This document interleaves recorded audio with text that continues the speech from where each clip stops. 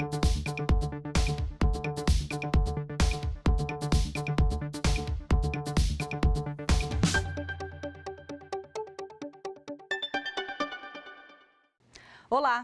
A Amazônia Legal Brasileira é a casa dos povos indígenas, ribeirinhos, quilombolas, além de ter grandes centros urbanos como Manaus e Belém. Corresponde a 60% do território nacional, possui a população mais jovem do país.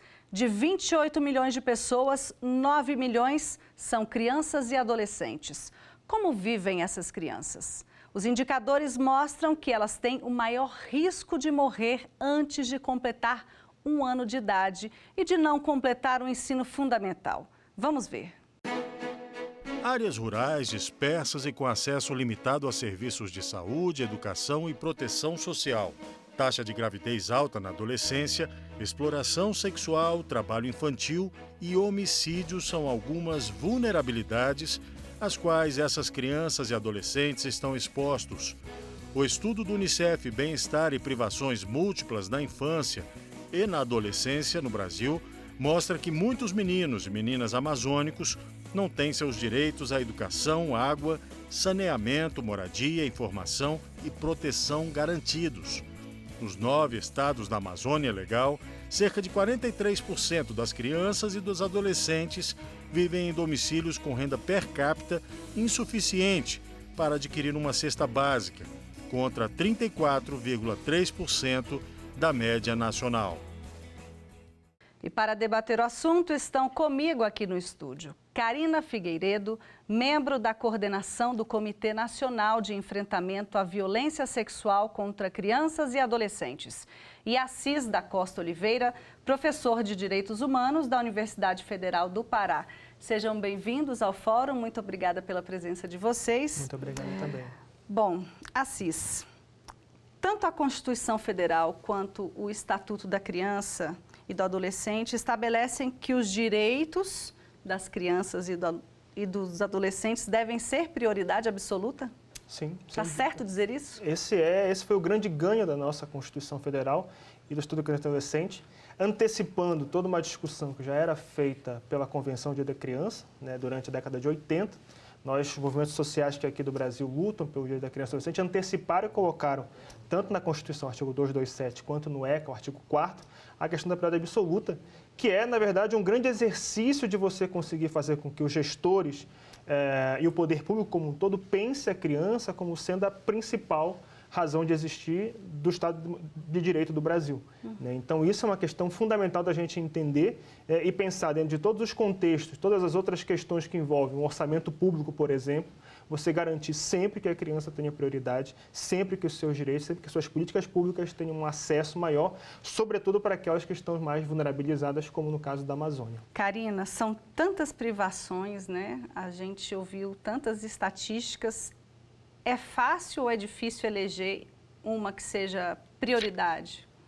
É difícil, né? A gente começa a pensar no direito à vida, o direito à saúde, a alimentação, a cultura, né? A moradia, né? O lazer. Então, assim, os direitos fundamentais que estão na Constituição, no artigo 227 e no Estatuto da Criança e do Adolescente, eles, né, representam, inclusive, a garantia mínima, né, para que essas crianças possam crescer e se desenvolver de forma saudável, protegida, a gente vê que não estão sendo garantidos.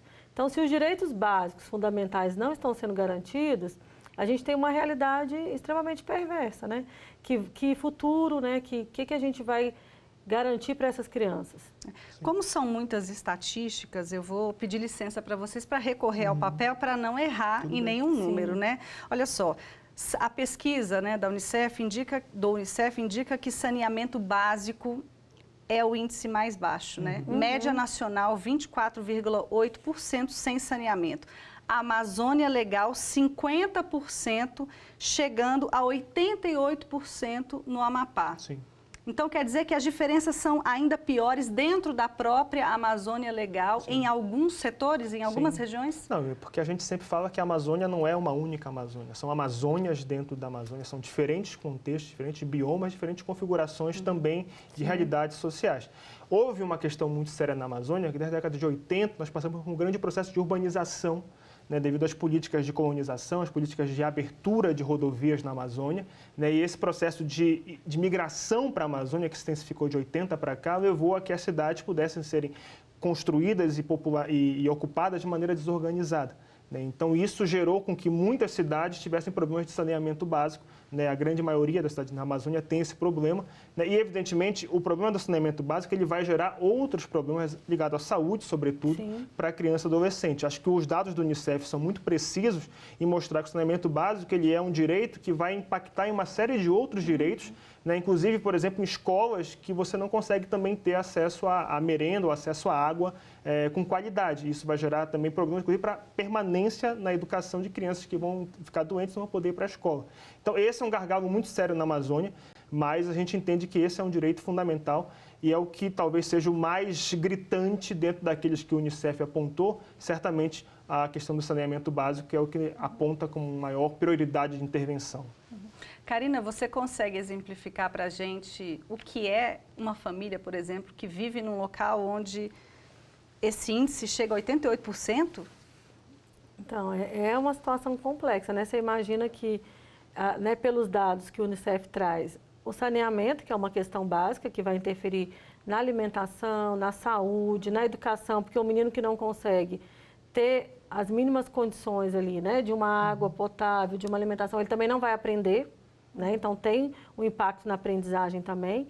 Essa família, como a própria questão, né, do direito à alimentação, também foi mostrado nos dados, impacta porque perpassa uma situação também de fome, né, de extrema vulnerabilidade e tem um problema grave que é as políticas públicas não chegarem lá, como o professor Assis colocou. Né? Então, as políticas públicas, a gente luta e reivindica isso há muitos anos, que as políticas públicas, quando forem elaboradas no país, que elas respeitem a diversidade, as diferenças e as especificidades de cada região. A estrutura que se pensa a política aqui para o sul, para o sudeste, para o centro-oeste, não pode ser a mesma que se pensa para lá. Então, Karina, eu vou aproveitar que você tocou nessa questão da política pública e vou chamar o depoimento da Aniole Sanabria, que é coordenadora do Unicef na Amazônia, para a gente entrar na discussão sobre política pública. Vamos ver. Então, o que a gente pode fazer agora? Como nós podemos nos comprometer com essas crianças que estão sendo deixadas para trás pelas políticas públicas? Precisamos da implementação das políticas públicas com orçamentos adequados para que elas alcancem essas populações mais vulneráveis.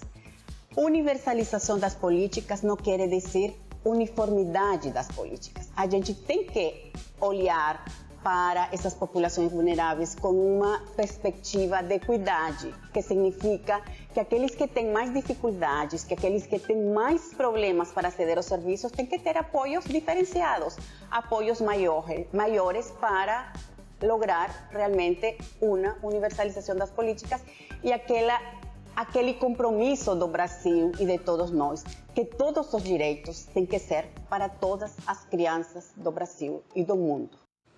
Assis, que o direito deve ser para todas as crianças, a gente já discutiu, está dito na Constituição e acho que nem precisaria estar na Constituição para a gente ter certeza disso, né?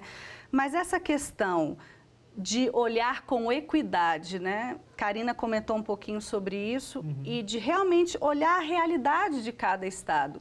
Isso é muito importante, mas isso é feito? Com muitas dificuldades. Nós temos um modelo de política pública que ele ganha uma referência nacional, uma referência padrão, e que acaba sendo uma referência que para determinados contextos não dá para você aplicar dessa forma.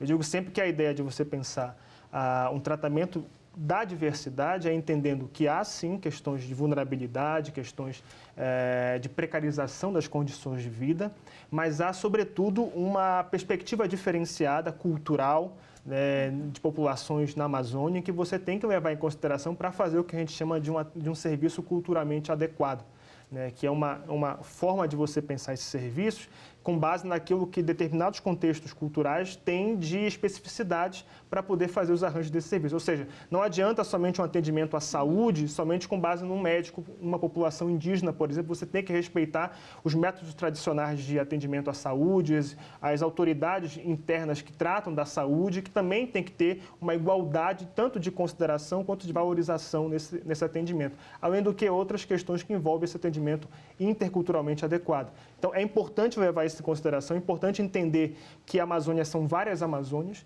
com os contextos ribeirinhos, contextos quilombolas, contextos indígenas, contextos rurais, população rural na Amazônia, população urbana, mas o urbano também está envolvido, o indígena que está na cidade. Né? A gente precisa levar em consideração essas várias diversidades e também levar em consideração uma coisa que eu acho muito importante que foi dito pela Anioli, que é investimento. Né? E os dados do Unicef têm uma questão preocupante, que é o orçamento federal brasileiro tem encolhido nos últimos anos a proporção de investimento para criança e adolescente. O orçamento criança, que é o orçamento que nos dá esse monitoramento, mostra que de 2014 a 2016 houve um encolhimento e, se não me engano, em 2016 é de menos de 5% do orçamento total do Brasil voltado para a criança. Isso é algo que é muito preocupante para a gente, porque quando a gente pensa em expandir política pública para a Amazônia, a gente está pensando também em investimento diferenciado. Por isso que você tem até um fator amazônico, que é uma forma diferenciada de fazer investimentos para a Amazônia, porque lá é o dobro ou o triplo para poder conseguir fazer o mesmo atendimento de educação, de saúde e de outros serviços para essa população. Então é preciso pensar também nesse investimento, preciso pensar nessa prioridade também para o foco do orçamento público.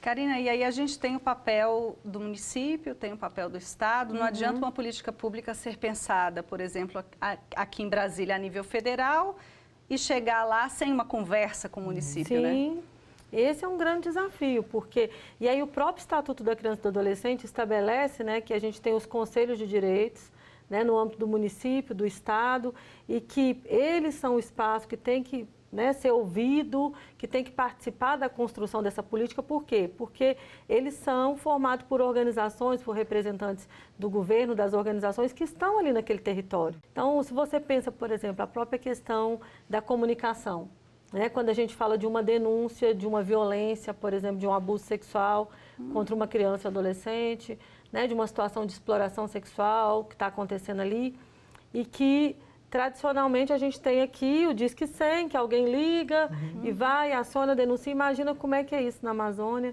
né? Que aí se liga para o Disque 100 manda via e-mail. Então lá tem locais que não chegam, né? Que as tecnologias de comunicação não chegaram. Então, de que forma a gente vai, né, capacitar aquela equipe que está lá, aqueles gestores daquela comunidade para atender aquela situação? Então, por exemplo, uma vítima de abuso sexual, né, Assis, eu estava em Manaus, e eles falando da dificuldade, uma conselheira tutelar, por exemplo, de um município que são dias de barco, então eles têm que levar essa criança para fazer o exame, né, na capital, porque você não tem também polos descentralizados, regionais, que possam fazer, né, o exame no IML que você precisa para fazer todo o processo relacionado à questão do abuso sexual, né, e ter lá o inquérito, ter tudo correndo dentro do que a lei prevê. E aí, imagina, né, o dano que você causa para essa criança, né, ter que fazer todo esse deslocamento de dias, às vezes esperando o transporte que a prefeitura tem que viabilizar e não viabiliza. E às vezes os vestígios até Os vestígios já desapareceram. Sim, sem dúvida. Bom, sobre Né? esse assunto, a gente volta daqui a pouquinho, Tá. tá? Porque a gente vai fazer um breve intervalo. Você não saia daí, a gente volta já já.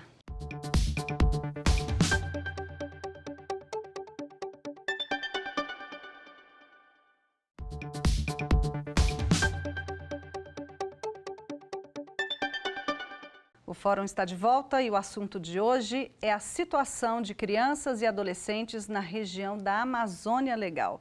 Bom, a gente terminou o primeiro bloco falando de violência sexual. E você tem um papel na mão, está segurando aí durante o programa. Conta pra gente o que é, Karina. Esse papel, né, a gente chama ele de Carta, né, da Amazônia para enfrentamento à violência sexual contra a criança e adolescente, né, fortalecendo essas ações. Ele é resultado de um trabalho que o Comitê Nacional fez, o professor Assis acompanhou também, em todos os estados da região norte.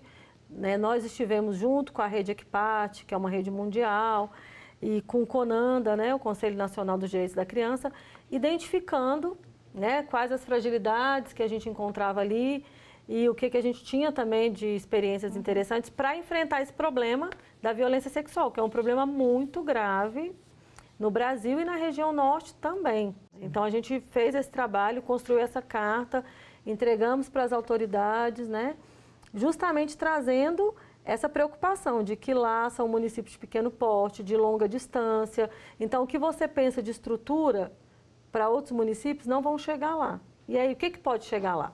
Essa é a questão. Aí a gente entra na questão da adequação dessas políticas. Sim, porque é fundamental entender essas diferenciações de territórios na Amazônia, onde você tem uma grande parcela dos municípios sendo de pequeno porte. Né? E, evidentemente, você tem um arranjo da política pública que impede que muitos serviços sejam instalados em municípios de pequeno porte. Isso em contextos como no Centro-Sul, em que você tem municípios pequenos, próximos de municípios médios, com rodovias que façam transportes rápidos, isso é uma coisa que até você consegue suplantar. E em regiões como na Amazônia, em que você depende de rios, você depende de condições, por exemplo, de chuvas que tornam impossível o tráfego por rodovias, é impossível você conseguir agilizar e fazer com que esse atendimento seja feito de maneira adequada quando você não consegue implantar no pequeno porte alguns serviços. Então, a gente ficou pensando muito nessa questão de arranjos e como adequar esses arranjos de política pública para que também possa atender esse contexto, né, da região amazônica. E, evidentemente, atender esse contexto, mas a gente quer muito também atender esse contexto escutando a população local. Né? Isso que a eles gente sugerem, fala, né? O que pode ter? É uma equipe de referência naquele município que possa atender essa criança? É aquele delegado daquele município ser capacitado e a gente tem um processo, né, de coleta de vestígio ali através da unidade de saúde. O que a gente pode fazer para garantir esse atendimento? Uma questão, por exemplo, que é bem diferente na Amazônia, né, que a gente avançou muito na questão da exploração sexual, né, do tráfico de crianças, é a questão das rodovias, né? Tem um trabalho muito importante com a Polícia Rodoviária Federal, que ele mapeia pontos de exploração sexual, de esquema ali de tráfico de crianças. Agora, você pensa isso nos rios. E a Amazônia é um lugar de turismo, né? A gente tem a questão do turismo de pesca, que tem uma grande relação com situações de exploração sexual, né? De meninas ali da região. E como garantir a fiscalização desse turismo num rio imenso. Essa estatística pode ser ainda maior, né? Sim, certamente. Há muita subnotificação. Então, né? Como é que a gente trabalha, então, com a área portuária, né? Que fiscaliza os rios, para sensibilizá-los para esse processo. Então, isso tudo impulsiona situações de exploração sexual e que a gente ainda conseguiu avançar muito pouco na forma de como enfrentar e combater isso lá. Porque, na verdade, assim, não dá para você enfrentar esses contextos somente enfrentando o problema em si.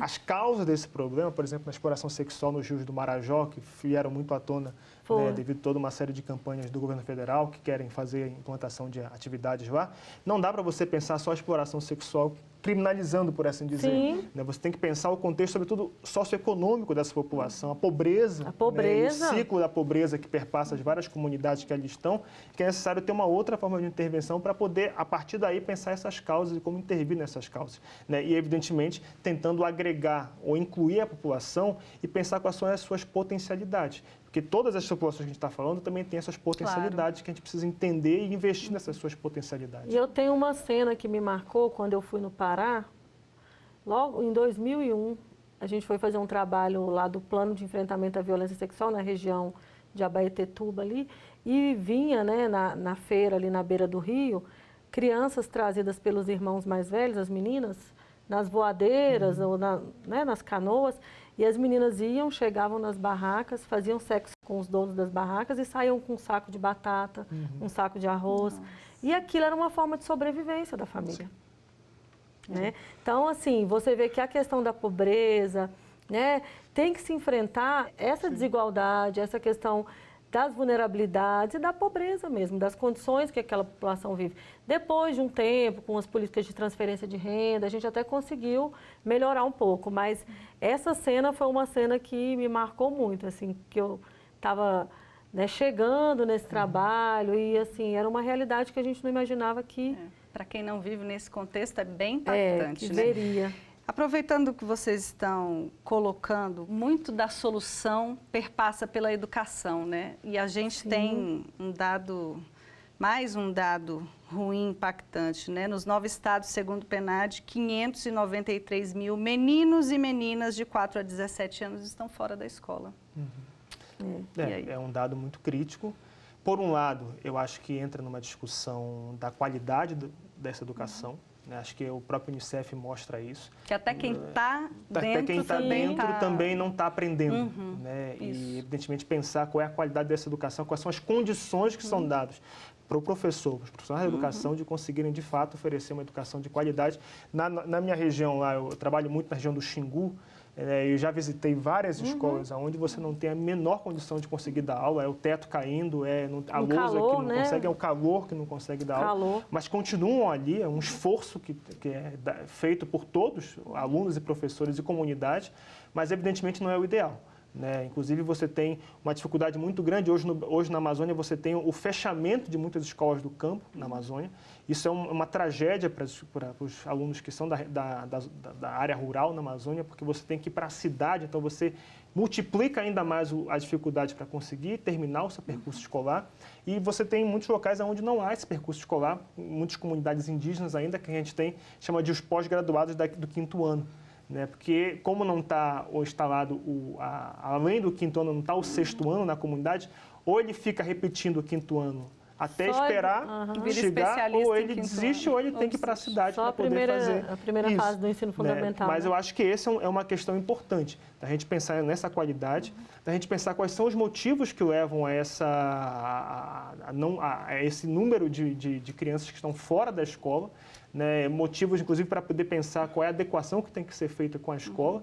Eu sei de comunidades rurais, por exemplo, que você não consegue ter essa educação entre o tempo em que ela tem que estar com a família para poder estar fazendo a parte produtiva e o tempo que ela tem que estar na escola para poder fazer a parte Te complementando, educação. O dado há quase 1,6 milhão de crianças e adolescentes em distorção de idade série, com 2 ou mais anos de atraso escolar. É justamente falar pós-graduados no 5º ano, né? É uma brincadeira, entre aspas, que a gente está fazendo aqui, tem a ver com seríssimo. A própria questão dos indicadores que a gente comentou inicialmente, da questão, por exemplo, do saneamento, da fome, porque muitas vezes eles repetem de ano também por isso, né? Dificuldade de aprender pelas próprias condições ali de... Né? São vários fatores que levam a gente a pensar o que está acontecendo para que a educação tenha esse gargalo tão grande na Amazônia.